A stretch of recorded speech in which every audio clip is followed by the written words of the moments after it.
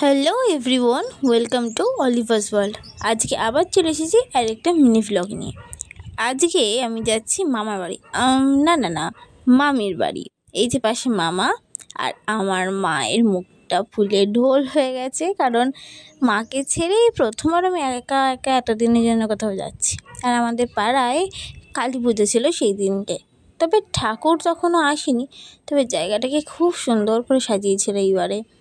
কোনোবার এরকম করে সাজাতে দেখিনি, কিন্তু ওটা খুব সুন্দর সাজিয়েছে। তারপর এখন এসে পৌঁছায়নি, লাইটিং ফাইটিং দেওয়া।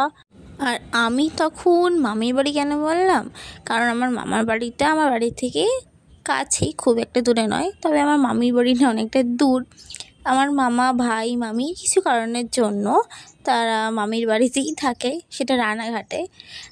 তো তাই জন্য আমি এখন যাচ্ছি মামির বাড়ি। দেখতে দেখতে প্রায় স্টেশনের কাছে চলে এসেছি, দেখতেই পাচ্ছেন ট্রেন যাচ্ছে। আর এখন অপেক্ষা করা পালা কখন ট্রেন এসে পৌঁছবে, তাই এখন অপেক্ষা করি কখন ট্রেন আসে। আর দেখতে দেখতে ট্রেনও চলে এসেছে, আর আমি ট্রেনে বসেও পড়েছি। ভাগ্য ভালো আজকে বসার জায়গা পেয়েছি, নয়তো সে দাঁড়িয়ে দাঁড়িয়ে যেতে হয়, কিছু করার থাকে না।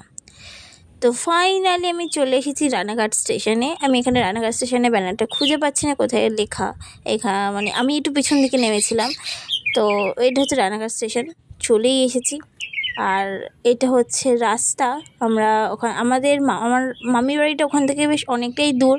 আমাদের এখান থেকে ছোট ব্রিজে যেতে হয়, তারপরে সেখান দিয়ে মামির বাড়ি। তো চলে এসেছি। এই যে আমার ভাই, মামি, ওরা খুব করে ডাকছিল আমাকে। আর এই যে আমার ভাইটাকে ডাকি, আমার ভাই কিছুতেই আসতে চায় না ক্যামেরার সামনে, ও খুব লজ্জা পায়। আর আমি চলে এসেছি। আর এই আয়নাটাতে আমাকে কি ভালো লাগছিল বলে বোঝাতে পারবো না। ওই জন্য বারবার নিজের একটা ফটো নিচ্ছিলাম, মানে ভিডিও করছিলাম। তো ব্যাস, আজকে এইটুকুনি। দেখা হচ্ছে আবার পরে কোনো মিনি ভ্লগে। হ্যাঁ, অবশ্যই আসতে চলেছে মামির বাড়ির মিনি ভ্লগ। আমি সেখানে গিয়ে কী আদর যত্ন পেয়েছি সবই দেখাবো আপনাদের সাথে। বাই।